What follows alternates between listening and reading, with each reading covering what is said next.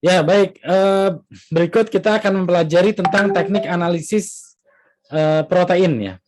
Jadi untuk teknik analisis protein ini adalah salah satu bagian dari teknik analisis biokimia yang mempelajari tentang bagaimana analisis atau identifikasi dan purifikasi dari protein dan asam amino tentu saja ya sebagai monomer daripada protein. Jadi untuk analisis protein ini kita lihat lagi apa sih pentingnya gitu ya. Ya, apa sih pentingnya untuk protein ini? Ternyata kalau kita lihat ya, manusia itu punya 40.000 gen. Satu gen itu satu protein. Yeast, ragi itu punya 6.000 gen. Bakteri 3.000 gen. Bayangkan berapa banyak sumber daya hayati berupa protein yang bisa kita ambil. Kelarutan protein. Jadi 60-80% protein itu soluble. Larut di dalam air. Artinya dalam sel dia itu larut di sitoplasma. Di krista mitokondria, itu kan air semuanya. 20-40% protein adalah protein membran. Nah, protein membran itu dia larut di dalam membran sel. Membran sel itu dari fosfolipid bilayer. Artinya apa? Membran sel itu adalah media nonpolar. Jadi 20-40% protein itu tidak larut dalam air. Nah, ini yang membuat nanti isolasi protein agak rumit ya. Jadi beberapa protein diekspresikan pada konsentrasi tinggi. Contohnya kolagen, hemoglobin itu banyak. Sehingga isolasi proteinnya itu mudah dan ujung-ujungnya nanti harganya murah. Ya, nah ini seperti kolagen ya. Kan banyak sekarang suplemen kolagen. Biasanya buat kulit tuh ya biar kencang. Karena kolagen ini yang menahan nih biar kulit kita tetap keras ya. Jadi kita punya enzim sebetulnya yang namanya MMP1, matrik metaloproteinase 1 atau kolagenase, itu yang menguraikan kolagen di kulit kita. Kenapa kolagen diuraikan? Kolagen diuraikan sebagai konsekuensi suportif dari vitamin C. Jadi vitamin C itu adalah anti adrenalin. Ya kalau kita stres adrenalin itu tinggi. Kalau adrenalin nggak turun, jantung tuh detak cepat terus. Ya bisa pecah pembuluh darah. Oleh karena itu adrenalin diturunkan. Siapa yang nurunin adrenalin? Vitamin C. Nah, jadi kalau kita adrenalin banyak, vitamin C akan banyak dirombak. Pada suatu kondisi vitamin C bisa kurang. Nah, yang ngegantiin siapa? Kolagen. Kolagen itu degradasi untuk suportif dari vitamin C. Nah, makanya kalau kita konsumsi cukup vitamin C, kolagennya lebih tahan lama, jadi lebih kencang kulitnya gitu ya. Jadi itu. Nah, kemudian dikasih juga kolagen dari luar, kosmetik-kosmetik gitu ya, agar lebih kencang. Kemudian protein yang diekspresikan pada, oh ya ini satu lagi hemoglobin. Hemoglobin itu di darah. Karena jumlahnya banyak, isolasi hemoglobin itu murah. Ya ini sebenarnya ada contohnya nih. Ya nanti hemoglobin diisolasi itu untuk apa secara komersial ada. Ya nanti saya kasih contoh di akhir kuliah. Ya dan beberapa protein diekspresikan pada konsentrasi yang sangat rendah, diantaranya represor signaling ya seperti insulin, growth hormone, ya epinefrin. Makanya enzim-enzim ini, makanya hormon-hormon ini harganya mahal. Karena di dalam tubuh konsentrasinya rendah, isolasinya susah. Akhirnya orang membuat dengan cara yang namanya rekombinan, tapi tetap harganya masih mahal. Nah, ini beberapa tahap untuk purifikasi dan analisis protein. Yang pertama, kita harus memilih protein apa yang mau dimurnikan. Yang kedua, memilih sumbernya, natural ya, alami atau rekayasa genetik, diekspresikan oleh suatu host. Kemudian apakah dia larut dalam air? Nah, problem with membran protein. Protein membran itu lebih susah diisolasi. Stabilitas protein. Kemurnian. Kemudian yang mau dipelajari dari protein ini apa? Aktivitasnya. Berarti struktur nggak boleh rusak. Strukturnya berarti dia harus dibekukan. Ya kalau dia dalam kondisi alami kan enzim itu gerak-gerak. Karena dia kan akan mengkatalisis reaksi ya. Jadi gerak-gerak. Nah, jadi harus dibekukan. Mekanisme kerjanya apa yang mau dipelajari ini kita harus rumuskan. Oke. Ya, selanjutnya ini ya. Pilih protein yang akan dimurnikan. Your boss tell you ya. Jadi tergantung ya atau pembimbing atau apa mengarahkan. Protein apa nih yang mau dimurnikan? Pilih sumbernya. Ya, protein yang akan dipelajari. Pada biokimiawan awal tahun 70-an, mereka menggunakan protein yang melimpah di alam. Mioglobin, isolasi dari otot, lisozim ya dari air liur, lisozim dari apa sih namanya ini? Epitel mulut nih. Itu banyak lisozim. Heksokinase ya dari hati. Nah, biokimia abad pertengahan 80 sampai 90. Di Indonesia boro-boro udah ada biokimia belum ya. Jadi diisolasi protein dalam jumlah kecil, memperoleh gen, diekspresikan, dimurnikan dari bakteri, yeast, serangga, sel mamalia ya, kultur. Itu biokimia pertengahan. Nah, saat ini tahun 2000 ke sini itu kita punya yang namanya gene library. Ya, perpustakaan gen. Sekarang protein juga udah ada library-nya. Misalnya RCSB ya. RCSB itu adalah database protein. Nah, kita bisa buat sekarang itu protein kasarannya bisa di print. Kita punya urutan asam amino, dimasukkan di protein di amino acid synthesizer ya terus dibuat jadi bisa. Nah, ini juga masih bermasalah ya tentang protein membran dan kelarutan. Jadi protein membran sampai sekarang itu termasuk protein yang sulit untuk diisolasi dan untuk dimurnikan gitu. Karena itu tadi dia adanya di membran. Begitu membrannya diekstrak, selnya dihancurin, hancur juga dia. Nah, ini tantangannya lebih tinggi. Nah, kemudian pilih sumbernya ya. Hancurkan sel ya dengan menghancurkan membran dan melepaskan protein mix ya, protein sitosol, protein sitoplasma. Ini dapat crude ekstrak. Kalau protein dari nukleus ini ya kita harus 2 kali kerja. Setelah kita menghancurkan membran sel, kita harus menghancurkan membran nukleus atau membran inti sel. Terus kemudian apakah dia larut dalam air? Stabilitas ya. Dilakukan analisis misalnya dalam suhu dingin. Nah, ini penting banget ya. Jadi harus dingin terus.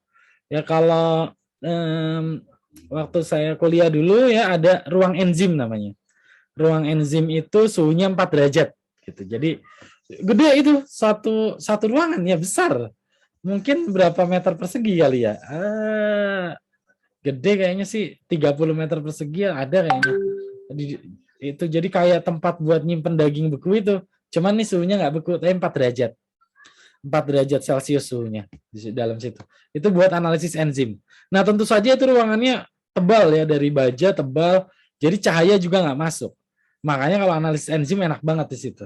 Nah, kalau di kita itu kalau kalian pernah ke kampus ya, ruang bioinstrumen itu kacanya kita tutup semua pakai tirai, kita kasih kaca gelap. Itu tujuannya apa? Biar cahaya matahari nggak masuk. Karena beberapa enzim itu rusak karena cahaya. Ya, karena cahaya itu punya kemampuan oksidasi fotonnya. Jadi stabilitas itu sangat penting. Kadang kerjanya harus malam karena harus dingin suhunya, tidak boleh ada cahaya. Itu semua tertulis di panduan enzimnya. Jadi jangan sampai salah. Ya, jadi ruang enzim itu saya ingat kalau lagi musim panas itu kita suka rebahan di situ gitu ya, karena dingin kan. Yang 4 derajat. Oke. Ya, purifikasi. Jadi pada proses purifikasi ini penting untuk memperhatikan kelarutan, muatan ya, electrical charge, muatan dari protein itu. Ingat bahwa ini teori dasar ya harusnya. Protein akan mengendap pada titik isolistrik. Nah, jadi kita harus tahu titik isolistrik protein target kita berapa. Jangan sampai kita punya buffer sama dengan titik isolistriknya. Nanti mengendap, kecuali emang kita pengen dia mengendap ya, mau dipisahkan misalnya. Ya kita kondisikan pada titik isolistrik. Ya, size and shape, ukuran dan bentuk. Tujuannya untuk apa? Untuk penyaringan, pemisahan. Ya, berapa diameter dialisisnya. Nah, ini semua penting. Afinitas, ya. Untuk kromatografi afinitas, polaritas sama untuk penukar ion dan yang lain. Oke, ini kemurnian ya. Solubility ya, kelarutan itu sudah dipelajari ya lama. Protein itu ada istilah namanya salting in sama salting out. Ya salting dia, udah salting, udah in terus out lagi. Jadi salting in dan salting out merujuk kepada kelarutan protein dalam air garam. Pada konsentrasi yang sangat rendah, protein itu kelarutannya rendah. Atau pada air murni, protein kelarutannya rendah. Kenapa? Karena tidak ada yang membantu protein itu mengikat. Pada air murni tidak ada ionnya, atau ionnya sangat rendah dari H+ sama OH- aja, jadi protein tidak ada yang bantu mengikat. Pada konsentrasi garam rendah, kelarutan protein akan meningkat. Jadi itu namanya salting in. Naik kelarutan protein. Kenapa? Karena garam itu akan menarik air dan membantu sisi hidrofobik protein melipat ke dalam. Jadi didorong, hidrofobiknya masuk, hidrofiliknya keluar. Itu kondisi protein pada kadar garam rendah. Nah, pada kadar garam tinggi, garam justru mengikat semua air. Jadi proteinnya nggak kebagian air. Nah, oleh karena itu, si protein ini akan terdenaturasi pada kadar garam tinggi. Sehingga protein akan mengendap. Jadi salting dia. Garamnya kurang dia ngendap, garamnya lebih dia ngendap. Harus pas. Nah, itu suatu stabilitas ya, kelarutan yang kita harus penting tahu dalam proses mengisolasi dari protein. Biasanya pakai amonium sulfat, terus kemudian setelah proses menghilangkan amonium sulfat itu pakai dialisis. Nanti amonium sulfatnya lewat, kita ambil bagian yang ada proteinnya. Oke, kemudian ini kemurnian ya dari muatan, itu bisa pakai kromatografi penukar ion, elektroforesis, isoelectric focusing. Isoelectric focusing belum pernah dikerjain di biochem. Kayaknya alatnya ada harusnya, tapi alatnya jadul banget. Saya pernah bongkar-bongkar di lab ada, tapi jadul banget, dan karena ini bukan bidang saya, jadi saya tidak kerjakan gitu ya. Nah, ukuran dialisis, ultrasentrifugasi, gel elektroforesis ya, gel filtrasi ya, atau kromatografi eksklusi. Kemudian spesifisitas, kromatografi afinitas. Nah, kalau kalian punya hormon, paling bagus tuh pakai kromatografi afinitas. Karena afinitas itu akan memisahkan protein yang kita inginkan dari protein lain. Jadi selektif banget. Ya, tapi ya jadinya kolomnya paling mahal karena paling selektif. Dan berdasar polaritas, absorpsi, kromatografi kertas, Riepes space, hidrofobik kromatografi. Ya. Ini adalah proses kromatografi atau metode lain untuk memisahkan protein, purifikasi daripada protein. Nah, kemudian kromatografi. Tahap penting dalam kromatografi. Yang pertama, pack kolom. Kolom itu dibuat. Kalau zaman sekarang udah jadi, kita tinggal beli ya, udah tinggal beli, tinggal pakai. Kalau zaman dulu harus dibuat. Ya.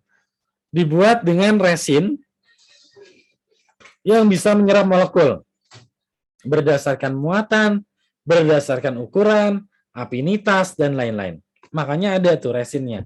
Misalnya silika gel GF60, GF berapa, atau CF atau apa, itu ada kodenya. Karena dia beda-beda.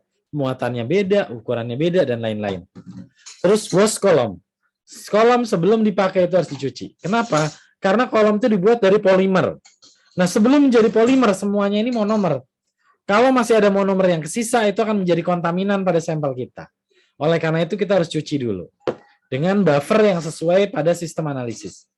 Terus fraksinya diambil. Nanti ya, pakai bisa otomatis, bisa manual gitu ya. Nah, ini contoh proses isolasi protein. Jadi ini ada alatnya di biochem, kolomnya ada ya. Ini pakai labu yang biasa untuk corong pisah bisa, atau kalau manual pakai, kalau saya lebih suka pakai corong biasa sih. Jadi bisa dikontrol, tuang terus tunggu dia netes di sini kan. Ini pakai karet stopper netes. Nah, ini sampelnya. Sampelnya nanti akan terelusi oleh buffer ya, buffernya di atas ini. Menembus fase diam. Ini fase diam nih. Kayaknya kursor saya nggak kelihatan ya? Halo? Nggak kelihatan, Pak. Tidak, Pak. Oh iya, ini kalau pakai aplikasi ini kursornya nggak kelihatan ini, ya udah nggak apa-apa lah. Ya intinya, tapi ada keterangannya sih. Terus ini ada matriks fase diam ya. Jadi di fase diam ini protein akan terelusi, ini ada warna-warna, tapi aslinya nggak berwarna. Karena protein itu kan nggak berwarna ya.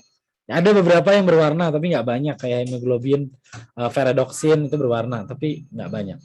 Nah, aslinya dia nggak berwarna ya. Jadi nanti netes.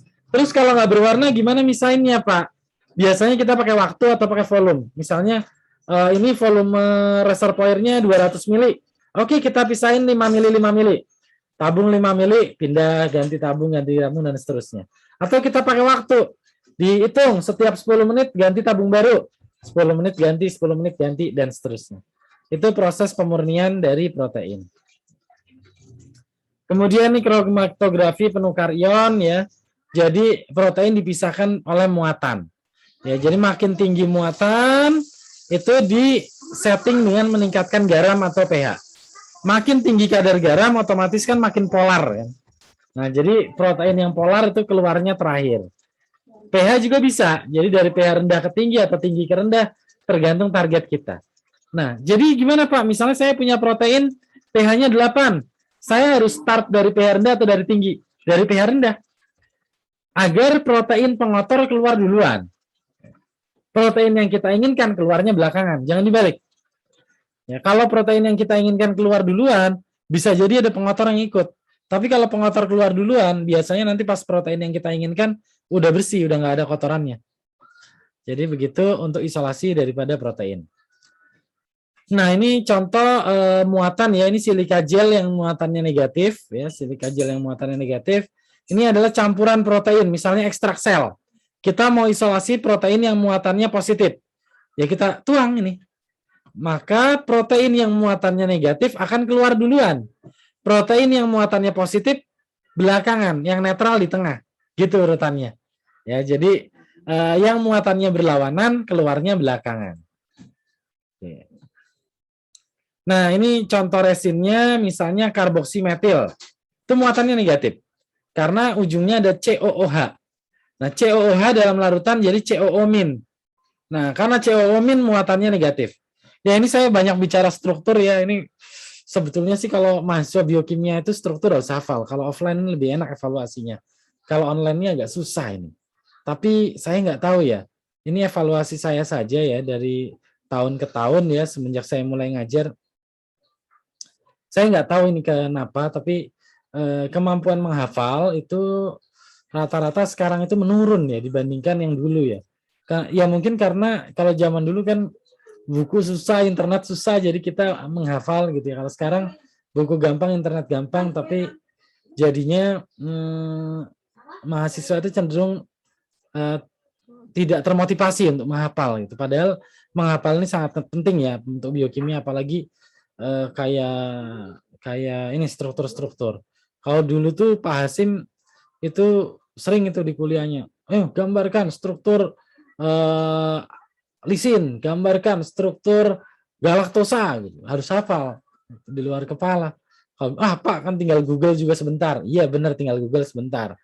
Tapi ya kalau misalnya kamu kuliah lagi aja ya, misalnya waktu saya dulu kuliah kalau kamu lihat di luar negeri itu justru slides, kalau paling enggak saya waktu kuliah di Jepang lah, atau kalau kalian lihat film-film di barat juga sebenarnya sama ya, slides PowerPoint itu dipakai untuk S3, S2 separuh pakai slide, separuh pakai papan tulis, S1 full kuliah semua pakai whiteboard, pakai papan tulis ya. Jadi apalagi kalau itu ya kimia gitu ya, kimia organik, biokimia atau biokimia fisik yang kayak gitu-gitu yang intinya ke molekul ya, biomolekul, itu dosennya suka banget tuh nyoret-nyoret papan tulis. Jadi papan tulisnya itu dan mereka pakainya kapur, saya nggak ngerti, tapi kayaknya orang-orang asing itu nggak suka banget sama spidol. Jadi dia pakainya kapur. Terus papan tulisnya itu yang rangkap bubble itu. Jadi nanti kalau yang bawah udah ditulis ditarik dia ke atas gitu. Jadi coretan tuh di depan penuh tuh gambar struktur. Itu kalau udah nyoret kita juga udah bagus, sudah senang. Jadi waktu saya kuliah S3 juga saya sit in, saya numpang. Saya mau tahu gimana sih anak-anak Jepang itu kalau S1 kuliah, kalau S2 kuliah tuh gimana sih biar dapat feel-nya gitu. Ternyata ya apa ya? Ini yang di sekolah negeri dulu ya saya cerita. Karena negeri sama swasta nanti agak beda. Ini nggak apa-apa nih, nyelip sedikit motivasi. Ya jadi di sekolah negeri itu ya misalnya dosen ngasih, ya baca halaman sekian sampai sekian. Itu mahasiswa minggu depan baca semua. Nggak ada yang nanya, ada kuisnya nggak Pak? Nggak. Mereka pasti baca. Gimana caranya? Apakah semua orang mampu? Nggak juga. Banyak kok yang sampai nginep di perpustakaan buat baca buku gitu. Banyak. Jadi perpustakaan ini juga ramai terus gitu ya. Terus itu ditulis. Nah itu kalau udah ditulis sudah enak. Kalau nggak ditulis itu justru lebih pusing. Misalnya nanti dosennya ngajarin tuh, ya itu elektron lompat pada quinon dari atom C nomor 2 ke atom C 3 aksen. Mana ini gitu. Kalau ya saya juga termasuk waktu dulu kan tidak ngapalin sampai segitunya. Pas sana bingung juga itu ngikutin. Yang mana yang nomor 3 ini? Mau digambar nggak keburu ngejelasinnya gitu. Cepet itu ngejelasinnya. Jadi ini hafalan itu ya. Itu satu poin sih. Oke, kita lanjut lagi. Tapi kalau yang di swasta sama aja sih. Di Jepang banyak juga kampus swasta. Saya pernah datang, sama juga, cuman pada dandan doang ke kampus. Ya oke. Lanjut lagi ini ya, di etanol, di etil amino etil. DEAE ini muatannya positif ya. Karena dia punya gugus NH yang muatannya positif. Jadi itu yang umum dipakai untuk itu ya. Oke. Ya, jadi purifikasi protein dan analisis. Ya, jadi purifikasi protein dan analisis ini pakai beads ya, beads yang berpori. Jadi kalau kita nyaring, biasanya kan molekul kecil keluar duluan. Kalau kita pakai kromatografi yang seperti ini, eksklusi, namanya kromatografi eksklusi, ya, itu molekul besar keluar duluan. Kenapa? Karena molekul besar dia akan difusi di antara beads. Ya, tapi molekul kecil dia akan masuk ke dalam beads. Dan di dalam beads ini kayak labirin. Jadi dia belok-belok. Jadi waktu lewatnya lebih lama. Gitu. Jadi ini aneh nih. Ini waktu awal belum ada animasi kayak gini, bingung belajarnya. Gimana ya? Kok yang besar bisa keluar duluan gitu? Yang kecil belakangan. Oh, ternyata begini. Jadi yang kecil dia masuk ke pori-pori, ketahan, yang besar keluar duluan. Ya biasanya pakai arang aktif tuh bisa ini, pakai kayak gini. Yang kecil keluar belakangan. Oke, lanjut lagi kromatografi afinitas. Nah, ini yang tadi saya sampaikan. Ini kromatografi yang sangat spesifik. Kita mau dapat enzim yang ligannya itu bulat ini. Jadi ligannya ditambat pada fase diam. Maka enzim tersebut akan tertahan. Dan protein-protein yang lain ini semua keluar duluan. Jadi yang terakhir itu dia murni, gitu. Ini yang paling efisien, ya. Tapi jadinya jatuhnya paling mahal karena sangat sensitif, spesifik, sangat spesifik. Nah kemudian ini kromatografi yang lain tuh HPLC ya, kolomnya bisa diganti-ganti, hidrofobik, plus, minus, stereospesifik ya, bisa L atau D ya, levo, dextro, gitu. Terus kemudian macam-macam, dan itu sekarang semua udah tersedia secara komersial. Jadi kita nggak perlu bikin lagi. Oke, selanjutnya elektroforesis gel. Jadi pada elektroforesis itu partikel dipisahkan berdasarkan muatan listrik, electric field ya. Jadi di gel itu sebetulnya ada polimer yang bentuknya kayak rantai ini, dia seperti pori ya. Nanti protein itu akan lewat. Makin kecil protein itu pergerakannya makin cepat. Dan muatannya makin berlawanan, pergerakannya juga makin cepat. Jadi elektroforesis ini kita punya banyak di biokim dan lengkap ya. Sampai dari mulai yang mini elektroforesis yang pakai untuk analisis sampai yang elektroforesis yang reguler, yang besar, yang dipakai untuk pemurnian. Nah, jadi ini nanti elektroforesis ini dibikin gelnya di dalam kaset ya, kaset yang vertikal seperti ini. Setelah gelnya beku itu ada lubang-lubangnya, kita cetak nih ya, pakai sisir namanya kom. Terus kemudian kita isi sampel di lubang-lubang ini dan diberi muatan listrik, negatif di atas, positif di bawah. Protein yang bermuatan negatif bergerak lebih cepat, hasilnya seperti ini. Ini pakai silver staining ya, silver staining, jadi dia hitam putih kayak gini. Kalau yang paling murah itu pakai ETBR, ethidium bromide, tapi itu toxic ya, makanya sekarang lebih suka pakai silver stain. Yang tadi saya kasih contoh yang tahu tadi itu pakai ETBR itu kayaknya. Ya pakai ETBR. ETBR apa bromide ya? Oh iya, pakai ETBR. Ya, seingat saya pakai ETBR. Tapi saya sebetulnya masih punya juga reaksi silver stain di biokim. Udah lama tuh nggak dipakai, soalnya belum ada lagi yang nge-lab ya. Tahu udah kadaluarsa belum? Jadi kalau ada yang tertarik mau analisis protein apa gitu bisa juga. Dan sekarang kita udah punya GeoDoc-nya untuk kuantitatif. Nah, kalau kalian tahu kit-kit analisis cepat ya, kayak misalnya kit yang untuk kehamilan, kit yang untuk COVID, itu dia dibuat dengan metode elektroforesis dan Western blot. Saya nggak tahu udah ada yang ngajarin belum Western blot di mata kuliah lain. Pernah dengar nggak istilah Western blot? Pernah Pak. Oh pernah ya? Ya bagus kalau pernah. Jadi itu istilah-istilah yang rumit asing ya, tapi sebenarnya sangat aplikatif. Jadi kita misalnya saya punya gini, misalnya untuk uji antigen COVID ini, gimana sih cara buatnya? Saya nggak tahu pastinya, tapi kemungkinan metodenya seperti ini ya. Kita isolasi si protein pada kapsul ya dari virus COVID. Nah, protein kapsul virus COVID ini yang biasanya bisa dipakai buat vaksin juga, kita suntikin ke kelinci. Nah, jadi di kelinci disuntik tuh protein itu. Nah, maka kelinci akan mendeteksi bahwa itu adalah protein asing. Nah, sehingga kelinci akan mengeluarkan antibodi. Tapi kelinci nggak akan terinfeksi. Karena yang kita suntik itu bukan protein yang menyerang kelinci. Dan kelinci itu juga yang kita suntik bukan virus utuh, tapi kapsulnya aja.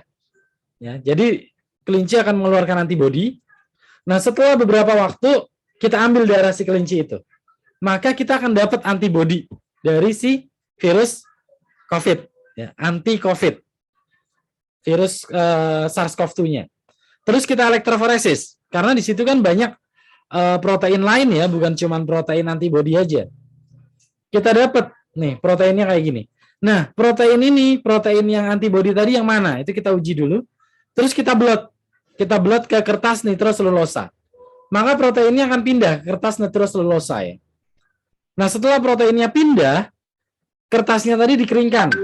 Dikeringkan terus nanti digunting kecil-kecil. Nah, itu jadi alat test kit. Gitu. Itu kan antibodi isinya. Jadi kalau ada virus yang asli, dia akan ngikat. Nah, setelah dia ngikat ada reaksi kimia di situ. Biasanya nanti dipasangin sama reaksi lain. Biasanya reaksi peroksidase yang menghasilkan zat warna. Nanti kelihatan tuh garisnya ada 1 apa 2. Gitu. Itu tekniknya ini, elektroforesis dan Western blot. Nah, jadi sangat bermanfaat teknik ini. Oke, lanjut SDS gel elektroforesis. SDS itu untuk protein ya. Jadi ini kita punya yang namanya standar. Biasanya marker standar. Nih, biasanya dari protein yang sudah diketahui, misalnya miosin, galaktosidase, fosforilase, BSA, ovalbumin, anhidrase ya, tripsin, lisozim. Ini nanti kita punya protein kita. Terus kita plot berapa sih bobot BM protein kita, itu bisa ketahuan. Nah, kembali lagi ini ngitungnya manual ya, tapi sekarang mah udah banyak softwarenya. Biasanya saya ngajarin pakai PhotoCAD ya, PhotoCAD itu dia bisa ngitung otomatis bobot molekul daripada hasil elektroforesis. Nah, selain elektroforesis yang pakai kaset tadi, gel itu kita bisa juga dicetak dalam bentuk tabung di kolom ini. Nah, ini nanti namanya kromatografi, bukan kromatografi, ini namanya isoelectric gel focusing. Tapi saya belum pernah ngerjain ini. Karena kalau begini, gelnya butuhnya lebih banyak, proteinnya butuhnya lebih banyak, jadi lebih boros. Jadi kita di biokimia biasanya sukanya pakai kaset, ya jadi lembaran agar-agarnya. Terus kalau dianalisis lebih lanjut, kaset itu lebih gampang. Nanti gelnya tinggal dipotong gitu ya, gelnya dipotong, diekstrak, dihancurin, dilarutin, nanti kita dapat terus disaring. Udah kita dapat lagi proteinnya, protein yang sudah dielektroforesis itu udah murni tuh. Nah itu bisa untuk penelitian selanjutnya untuk apa misalnya. Ya, jadi seperti itu. Oke, kemudian ini adalah sentrifugasi. Sentrifugasi. Jadi protein bisa dipisahkan pakai sentrifugasi juga berdasarkan densitas atau ukuran. Makin besar suatu protein, makin bobot molekulnya makin besar, maka protein itu akan bergerak ke bawah. Kalau makin ringan dia ke atas. Gitu. Jadi itu di sentrifus. Nah, kita di biokimia juga banyak sentrifus ya. Ada mulai dari yang volume 1,5 ml sampai kepada volume 500 mililiter. Jadi kamu mau misahin protein apa? Bisa. Mulai dari skala analitik sampai skala preparatif itu banyak. Bahkan dari departemen lain juga banyak yang ke biokim. Tapi dulu tuh malah kita punya sentrifus yang sampai 125.000 RPM, cuman rusak ya. Jadi sekarang yang paling besar kita punya 25.000 RPM. Tapi itu juga sudah cukup powerful ya untuk berbagai analisis. 100.000 RPM itu biasanya pemurnian organel. Ya, jadi udah lama emang kita nggak pernah pemurnian organel, pemurnian mitokondria, pemurnian lisosom, pemurnian nukleus itu pakainya 100.000 LPM lebih. Jadi kita bisa misah-misahin tuh. Nanti kalau kita lihat di bawah tem, kita dapat organel doang gitu, bagus. Ya tapi sekarang jarang yang mengerjakan hal itu, jadi nggak terlalu ini juga. Nah, sentrifus itu bisa dua ya. Kalau kemarin belajar praktikum kromatografi itu kan ada isokratik sama gradien. Sebetulnya sentrifus juga sama. Ada sentrifus yang dalam tanda kutip isokratik ya, dia langsung misah aja, berat sama ringan. Tapi ada sentrifus gradien. Jadi dia akan misahkan berdasarkan bobot. Dari yang berat di bawah sampai ringan, paling ringan di atas. Tapi ini susah. Kenapa? Kita harus bikin lapis ya, lapis Surabaya gitu kali ya. Jadi lapis dengan beda densitas. Dan nanti setelah misah kita ngambil sentrifusnya itu tabungnya harus hati-hati. Habis diambil kekocok, ya bubar sentrifus ulang gitu ya. Jadi itu namanya sentrifugasi isopiknik ya, isopiknik ya. Kenapa namanya piknik nggak tahu juga. Ini ya, jadi namanya istilahnya isopiknik. Ini dengan gradien densitas. Bagaimana cara buatnya? Ini namanya sentrifugasi diferensial ya. Dia memisahkan berdasarkan berat ringan. Jadi kalau kita punya campuran beberapa protein, ya kita sentrifus dari kecepatan rendah dulu. Rendah kita dapat 1000 G, dapat pelet. Peletnya kita ambil, kita buang. Kita dapat filtratnya sentrifus lagi 20.000. Nah, kita dapat organel berat, mitokondria, lisosom, peroksisom. Kita ambil lagi filtratnya. Kita sentrifus 80.000. Kita dapat retikulum endoplasma, vesikel. Kita pisahin lagi filtratnya, sentrifus lagi 150.000. Kita dapat protein-protein yang larut di dalam sitoplasma. Jadi namanya kromatografi diferensial. Nah, yang sekarang kita pakai lebih banyak diferensial. Kelebihannya apa? Kelebihannya dia lebih sensitif. Kekurangannya apa? Boros bahan, boros tempat. Nah, yang lebih irit tuh namanya kromatografi isopiknik. Jadi kita bikin larutan sukrosa. Contoh gini, saya bikin larutan sukrosa misalnya 1 molar, 0,8, 0,6, 0,4, 0,2 sama 0. Ini sukrosa ya. Nanti diisi ke tabungnya itu bertahap. Dari yang pekat dulu ke yang encer. Dan dituang pelan-pelan lewat dinding tabung. Jadi kalau kita lihat nanti tabungnya itu kayak bikin teh manis dingin yang kental itu. Di bawahnya gulanya itu jadi kayak awan gitu ya. Terus di atas makin ke atas makin encer. Yang paling atas rasanya air putih doang. Itu kayak bikin teh nggak diaduk, itu namanya isopiknik ya. Isopiknik ya, bisa piknik gitu ya. Jadi itu kromatografi isopiknik. Nah, kita taruh sampel di atasnya, kita sentrifus, nanti dia misah tuh. Sampel yang BBJ-nya besar di bawah, yang ringan di atas. Nah, ini yang paling nggak disukain di kita. Terus gimana cara misahinnya? Itu si tabung sentrifusnya kan dari plastik, dilobangin bawahnya. Nah, nanti yang berat netes duluan, baru yang ringan.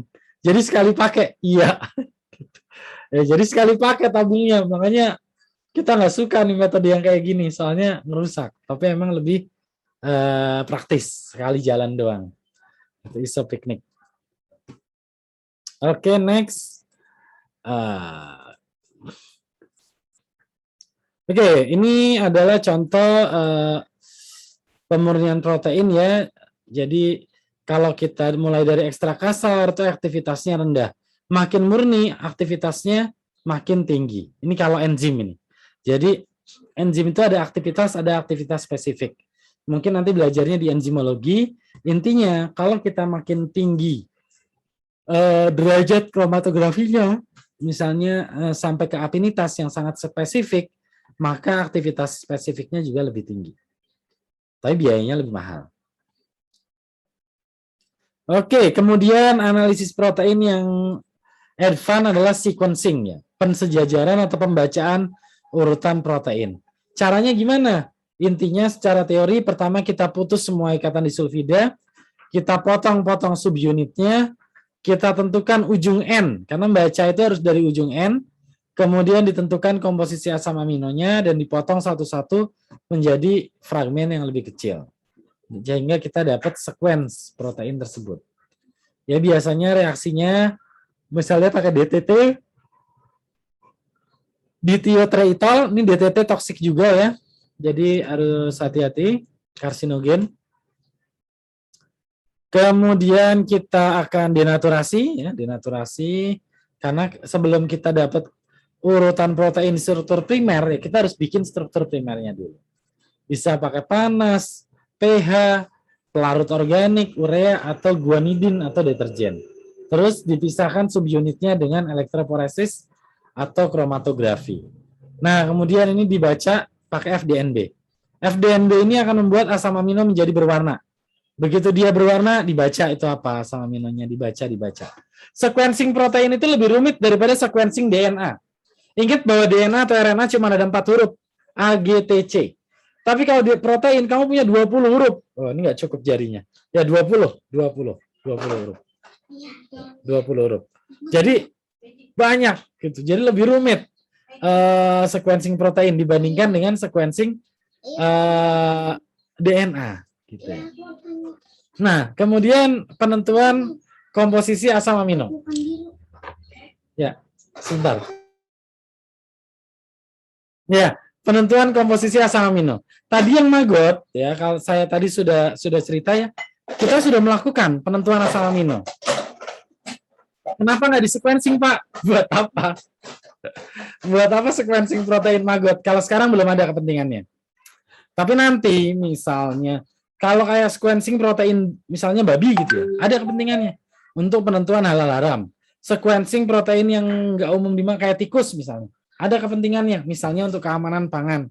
Tapi kalau kayak maggot ya nggak ada kepentingannya juga, ngapain di sequencing gitu ya. Nah ini penentuan asam amino. Ini tadi saya sudah jelasin ya di aplikasi. Jadi kita hidrolisis pakai asam, ya terus kita baca pakai HPLC, dapat deh asam aminonya. Cuman kalau saya tadi nggak pakai asam, tapi pakai tripsin. Nah, oleh karena itu harus di sentrifus lagi. Proteinnya diambil, asam aminonya masukin ke HPLC gitu. Jangan sampai ada protein yang masuk ke HPLC ya. Kacau nanti pengukurannya. Jadi ini harus filtratnya itu harus betul-betul asam amino. Makanya kita uji pakai uji ninhidrin. Nah, kalau uji ninhidrinnya positif, oke, itu bagus. Bisa lanjut ke HPLC. Oke, selanjutnya cleavage ya, pakai pemotongan ini yang saya pakai ini, bukan asam ya. Karena saya tidak suka pakai asam ya, lebih berbahaya juga.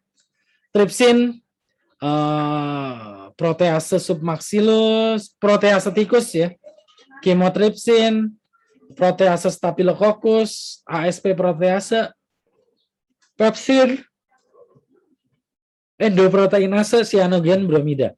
Oke, kenapa pakai tripsin, Pak? Kenapa tidak pakai yang lain? Mana yang paling efisien, Pak? Enzim yang paling efisien menguraikan protein namanya proteinase K.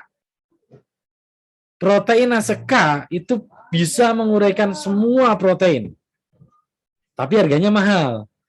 Ya, makanya biasanya kecil pakainya dikit.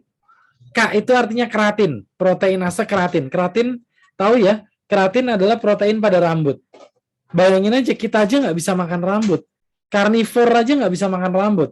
Harimau itu kalau makan mangsanya, bulunya kan nggak dimakan. Karena dia nggak bisa mencerna keratin. Ya. Makanya proteinase K itu dihasilkan oleh fungi. Ya, dia bisa mencerna rambut. Proteinase K. Itu yang paling, tapi mahal. Yang paling efisien untuk industri namanya pepsin. Dari lambung babi. Ini paling efisien. Paling murah harganya. Tapi sekali lagi, jadinya nggak halal.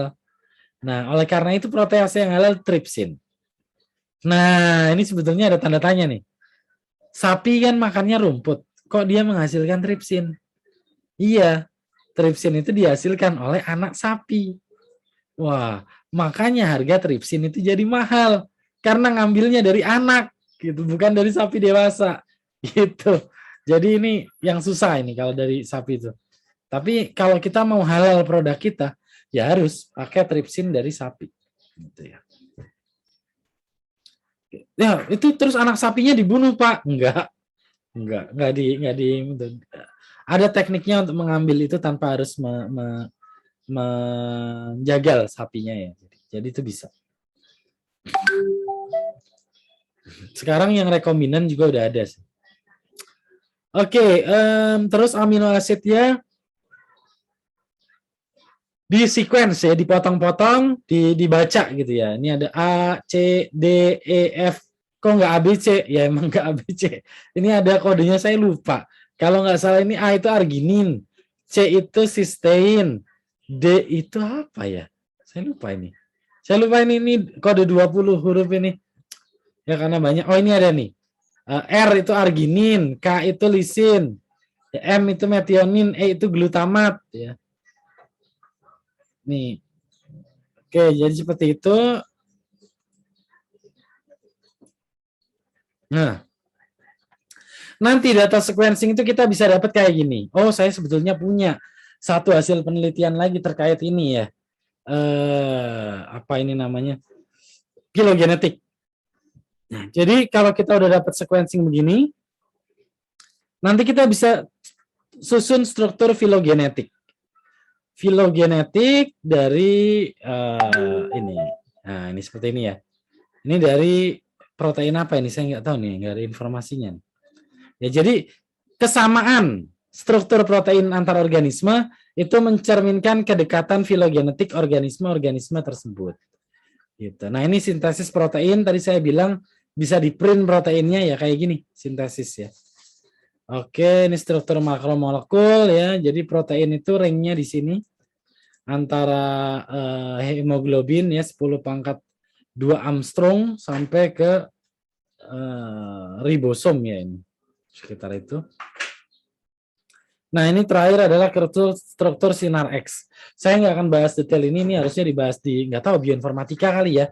Bagaimana cara merubah data percobaan sinar X menjadi struktur 3 dimensi protein. Tapi kita juga di Indonesia aja nggak ada sinar X. Apalagi di IPB gitu ya. Ini kan pakainya siklotron ya, jadi nggak ada. Oke, kemudian nih NMR, penentuan struktur molekul dengan NMR. Saya juga nggak akan bahas detail ini karena terlalu dalam, tapi ini sebagai pengantar saja, mungkin akan ada di mata kuliah yang lain. Baik, itu yang bisa saya sampaikan untuk pengajaran teknik isolasi dan analisis protein. Kalau ada pertanyaan silakan. Untuk video ini nanti akan tayang di YouTube juga, jadi kalau yang mau refresh silakan akses di channel saya atau saya akan upload linknya di New LMS. Sekian untuk pertemuan ini.